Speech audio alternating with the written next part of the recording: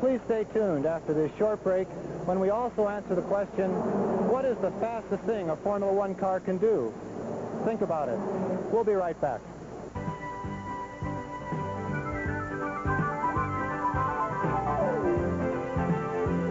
What's the fastest thing a Formula One car can do? Stop. A Grand Prix racer can de-accelerate or brake much faster than it can accelerate. Brakes are like the line of a football team. They do a lot of work, but get very little glory. When you think of these 1,200-pound vehicles made of space-age, super-light materials, cast iron does not often come to mind. But there is one area where this ancient, heavy metal still works best. The 4 disc brakes at each corner of the car. And do they work? Pulling over 2.3 Gs, a driver can de-accelerate from 180 miles an hour to 50 in just over 260 feet. This is a loss of 130 miles an hour in about 2.6 seconds. A fraction of the time and distance that it would take to gain that much speed. The biggest problem at this level of friction is heat. If it was dark while watching a car perform such maneuvers, you could see a streak of orange glow lighting up the entire wheel as the disc turned red hot.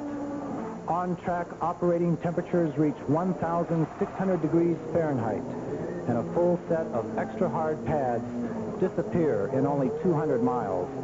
Your road car pads should last 20 to 30,000, so the air cooling system becomes a top priority. The other difficulty is having all the pads grip the disc at the same time. If 2 calipers are used per disc, you have 16 pads that must work together. One major premature or late grab could send the car wildly out of control. The perfection of disc brakes in racing has led to the system being widely used by the car manufacturers. Let's look at the racing setup. Now, when the driver pushes on the brake pedal, it activates these master cylinders where brake fluid is pumped through the steel line out into the caliper. The caliper is what actually houses the brake pads, and these pads push on the disc, causing the de-acceleration or braking. That's where the friction comes in. Tremendous heat building up on this brake disc. The only way to cool it is by air. As you can see, it's hollow, ventilated. The design inside pumps air on the inside and out, trying to cool it as best as possible before the next corner. You get a little extra boost of air from this brake duct. At high speed, a ram air effect going through here and channeled down into the center of the ventilated disc. More air you can get through that disc, the faster they're going to cool. A set of discs like this costs about $450, and they're only good for one race. Simon Arkless of AP Racing, why do you go up and down the pit road putting psychedelic colors on all the discs? Well, this is to ensure that the brake pads and the discs are all working at their optimum temperature. And this enables us to keep a check on the temperatures and adjust the cooling to suit. It varies from circuit to circuit and from driver to driver, so we have to keep a pretty accurate check to make sure they're working at their best. So each color goes off or burns at a different temperature? Yes, it vaporizes and burns off at a different temperature so that we can control exactly the temperature the discs are working at. Must be a nice thing to know. Sure, yeah, that's right. Even the most proven systems are under constant development in Formula One racing. For the latest state-of-the-art in making Formula One cars stop, we talked to Team McLaren's Steve Nichols, the only American engineer currently in Formula One. McLaren International has the most experience with the second generation of discs. Steve, could you tell us a little bit about your system? Well, our system uses discs that are made out of carbon instead of cast iron. It's a new material that's been developed in recent years, and the main advantage of it is that it's much lighter in weight than the normal cast iron sort of discs that most of the cars use. What about their ability to actually stop the car? Is that better? Yes, they actually stop the car quicker because they have a higher coefficient of friction, so they get better bite initially. They're less susceptible to temperature-related problems because they actually work better and better the hotter they get.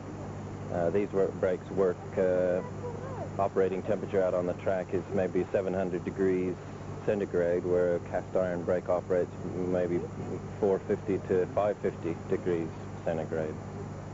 The mechanical failure a driver fears the most is loss of his brakes. Also, one of the greatest advantages to competitive driving is to master the fine art of late braking. We're going to talk to Nigel Mansell of John Player Team Lotus about these 2 points. Nigel, how do you go about actually judging the point of braking on a circuit like this? Well, there's 2 ways of doing it. I always do it by eyesight, watching the corner and just sort of judging the speed and the entry.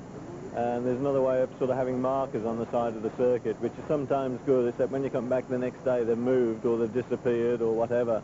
So I always sort of use my own eyesight to judge. Now, the majority of passing is done under braking also. What's that like to be pushing someone into a corner trying to get by?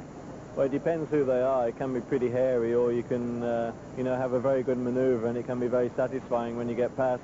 But there are a few drivers that you've got to get right alongside to get past them, because otherwise they'll move across on you. And obviously one can have an accident if that happens. It's very spectacular when you see the great puff of tire smoke and coming up from the wheels, but that's really not the greatest way to slow down, is it? No, as soon as you've locked the wheels, then it's negative braking. In fact, you're starting to slide, and not only that, you're hurting the tires. It's a detriment to the tires. So much so that you can flat spot, what is known as flat spotting the tire. And if you do that badly enough, it means you've got to come and make a pit stop and change all 4. Well, have you ever had an accident because of a brake failure? They don't have many mechanical failures, but once in a while it's pretty spectacular. I went through a bad time 3 years ago in Formula One, where I had more than my fair share, but I've had, touch wood, I've had very, very good mechanics, and the JPS, the John Player Lotus team, have been very good from the point of view of mechanical failures. But 3 years ago, in fact, to this race, I had a brake failure in one of the chicanes out the back, and it was the union just broke off the side of the caliper, and there was just no brakes at all going into one of the turns. And needless to say, I went into the wall quite heavily, but walked away from it. It wasn't very comfortable, I can assure you. What does that do to your confidence? Every time you put your foot on that pedal and push down, you expect it to work. Does something like that make you think about it working more often, or? Well, you change your underpants and then you get in the car again. But seriously, I think it probably takes a couple of laps of, reassuring yourself the brakes are going to be there, because now on some of the turns you're going into them at 200 miles an hour, and it's essential you have your brakes. But it's not something that fortunately happens every day. You've got to be unlucky if they do fail. And you just build yourself up, and if you're a professional racing driver like most of us are, then there's no problem. You go about your business and do your job. Well, Nigel, we hope that you stop quickly and safely every time at this Zandvoort circuit. Yeah, I hope so too. One of the greatest late breakers of all times, Mario Andretti, summed it all up when he said, "Brake a half a second too soon, and 2 cars will pass you. A half a second too late, and you're going to hit the wall." We'll be right back with more ESPN Auto Racing 83 after another very important short break.